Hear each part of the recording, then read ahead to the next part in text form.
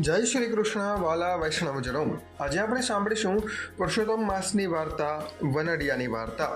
7 ભાઈ હતા, એમને એક બહેન હતી। બહેન ધર્મ ભાવનાવાળી હતી। ભગવાનની ભક્તિ કરવાની એને લગની લાગી હતી। તેથી એક દિવસ 7 ભાઈઓને અને ભાભીઓને પોતે આજીવન કુંવારા રહેવાનો સંકલ્પ કર્યો છે તેમ જણાવી દીધું। પછી બહેન તો વ્રત વર્તુલા કરે, ધર્મ ધ્યાન કરે। ભાઈઓ અને ભાભીઓ બહેનને ક્યાંય આડો હાથ વાળે નહીં, બહેનનું મન કોચવાય એવું બોલે નહીં, બધી વાતે બહેનનું જાળવે છે। બહેન પણ ભાઈઓ કે ભાભીઓના કામમાં અને વ્યવહારમાં માથું મારે નહીં। બહેનને તો એક વાત, હું ભલી અને મારા ભગવાન ભલા। આખું ગામ બહેનને માનથી બોલાવે, એમની મર્યાદા સાચવે। આમ બહેન તો ભગવાનની ભક્તિમાં લીન થઈ ગઈ છે। એવામાં અધિક માસ આવ્યો। બહેને અધિક માસ નહાવાનું અને પવિત્ર પુરુષોત્તમ માસનું વ્રત કરવાનું નિયમ લીધું છે। 7 ભાઈ અને ભાભીઓએ પણ નિયમ લીધું। આમ સૌ સાથે જ નદીએ નહાય છે, કાંઠા ગોરમાની પૂજા કરે છે, દેવ દર્શને જાય, દાન પુણ્ય કરે, ઘરે આવી એકટાણું કરે। આમ આખો દિવસ ભગવાનની ભક્તિ કરે। એમ કરતાં કરતાં પુરુષોત્તમ માસ પૂરો થયો। વ્રતનું ધામધૂમથી ઉજવણું કર્યું। બ્રાહ્મણોને ભોજન કરાવી દક્ષિણા આપી, અન્નદાન અને વસ્ત્રદાન કર્યું। પછી 7 ભાભીઓએ બહેનને કહ્યું, બહેન એકમ છે અને એકમને દિવસે વનડિયાનું વ્રત કરી વાર્તા સાંભળવી જોઈએ, માટે ચાલો વાર્તા સાંભળવા। બહેન કહે, ભાભી ભગવાન સિવાય હું બીજા કોઈ પણ દેવતાય પુરુષનું ધ્યાન ધરતી નથી। મારે તો મારા ભગવાન ભલા અને એમની ભક્તિ ભલી। તમારે જાઓ અને વાર્તા સાંભળો। બહેનનો આવો વર્તાવ જોઈ વનડિયા દેવને ક્રોધ આવ્યો। પોતાનો અનાદર કરનારને દંડ દેવો જોઈએ એમ ક્રોધમાં આવી વનડિયા દેવ બહેનને કલંકિત કરવા તૈયાર થયા।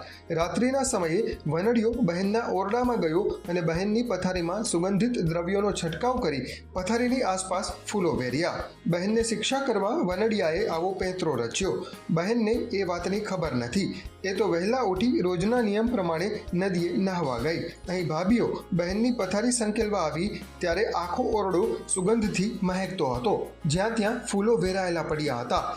આવી વાત કાંઈ છાની રહે ખરી? એકબીજા કાનેથી આખા ગામમાં વાત ફેલાઈ ગઈ અને ગામના લોકો કાનાફૂસી કરવા લાગ્યા। આમ વાત ધીરે ધીરે ભાઈઓના કાને પણ ગઈ। 7 ભાઈઓમાં મોટો ભાઈ ઘણો સમજુ હતો। તેણે વિચાર કર્યો કે જે બહેને આજીવન કુંવારા રહી પ્રભુ ભજન કરવું એવું વ્રત લીધું હોય તે આવું કાળું કરમ કરે જ નહીં, માટે આમાં કંઈક જરૂર રહસ્ય છે। આમ છતાં તેણે બહેનને એકાંતમાં પૂછ્યું તો બહેન કહે, ભાઈ મને પૂછ્યા વગર તારા આત્માને જ પૂછી જોને કે મારી બહેન કાળા કરમ કરે ખરી? બસ ભાઈને થયું કે બહેન નિર્દોષ છે, એટલે હવે શોધવું જ પડશે કે આવું બધું કોણ કરે છે અને બહેનને કલંકિત કરવાનું કારણ શું છે। એટલે પોતાના 6 નાના ભાઈઓને સમજાવી સૌ ઊંઘી ગયા। એટલે બહેનના ઓરડાની આસપાસ મોટો ભાઈ સંતાઈ ગયો। અડધી રાત્રિનો સમય થયો ત્યાં વનડિયો આવ્યો। તેના શરીરે ઝાડની છાલ અને પાંદડા વીંટાળેલા છે, માથાના વાળ જીથરા જેવા લાંબા છે, બાબરા ભૂત જેવો લાગે છે। બહેનના ઓરડાની બારી ખુલ્લી હતી, તેમાં થઈને વનડિયો અંદર ગયો અને બહેનની પથારીમાં સુગંધિત દ્રવ્યોનો છંટકાવ કર્યો, ફૂલો વેર્યા અને આખો ઓરડો સુગંધિત થઈ મગમગવા લાગ્યો। ભાઈઓને ખાતરી થઈ ગઈ કે ચોક્કસ પેલો જીથરો અંદર ગયો છે અને એના જ આ બધા કારસ્તાન છે। બહેન નિર્દોષ છે। તરત જ 7 ભાઈઓ ઊભા થઈ ગયા। 3 બારી પાસે ઊભા રહ્યા અને 4 ભાઈઓ દરવાજો તોડી અંદર ગયા અને વનડિયાને લલકાર્યો, ઊભો રહેજે, કોણ છે તું અને આમ કારણ વગર અમારી બહેનને કલંકિત કરવાનું કપટ કેમ કરે છે? જવાબ આપ, નહીં તો તું મર્યો જ સમજજે। વનડિયો કહે, સાંભળો, આમ મને ડરાવવાનો વ્યર્થ પ્રયત્ન ના કરો। હું વનનો દેવ વનડિયો છું। તમારી બહેને મારો અનાદર કર્યો તેથી હું એને કનડું છું। ભાઈઓ કહે, તમારો અનાદર? વનડિયો કહે, હા, તમારી બહેને અધિક માસનું વ્રત કર્યું અને જે કોઈ ભાવિક અધિક માસનું વ્રત કરી ઉજવણું કરે છે ત્યાર પછી એકમને દિવસે મારું પૂજન અર્ચન કરે છે અને મારી કથા વાર્તા વાંચે, સાંભળે અને મારા નામથી એક સમય જમીને એકટાણું કરે છે। પરંતુ તમારી બહેને મારો અનાદર કરી મારી કથા વાર્તા સાંભળી નહીં, મારું પૂજન કર્યું નહીં, તેથી હું તેને કનડું છું। મોટા ભાઈ કહે, વનડિયા દેવ તમે તો દેવ કહેવાઓ અને દેવે તો વિશાળ હૃદયે ક્ષમા યાચના રાખવી જોઈએ। ક્રોધ કરી આમ નિર્દોષને કનડવાનો શું અર્થ? અજાણપણે તમારો અનાદર થયો હોય તો તેને કોઈ પણ રીતે જણાવી એની ભૂલને સુધારવી જોઈએ। નિર્દોષ અને અજાણને દંડ દેવાય ખરો? અજાણ્યા તો આંધળા બરાબર કહેવાય। માટે તમે જ કોઈ ઉપાય બતાવો લાવો જેથી તમને હર્ષ થાય અને બહેન ઉપરથી કલંક દૂર થાય. વનડીઓ કહે, ઉપાય છે. તમારી બહેન વહુ વાડને આપે, પૂરી પાડને આપે, લાડુ લેરને આપે અને રોટલો રંકને આપે અને પછી મારું પૂજન કરી કથા વાર્તા સાંભળી એક સમય જમીને એકટાણું કરે તો તેના માથેનું ઓળ ઉતરી જાય. મોટો ભાઈ કહે, તમે ઉપાય બતાવ્યો છે તે પ્રમાણે મારી બહેન કરશે, પરંતુ અમને કેમ ખબર પડે કે બહેન ઉપરથી લાગેલું કલંક ઉતરી ગયું છે અને બહેન નિર્દોષ છે? વનડીઓ કહે, હા, એનો પણ ઉપાય છે. નગરના નગરશેઠ માટી વાવ ગળાવે છે.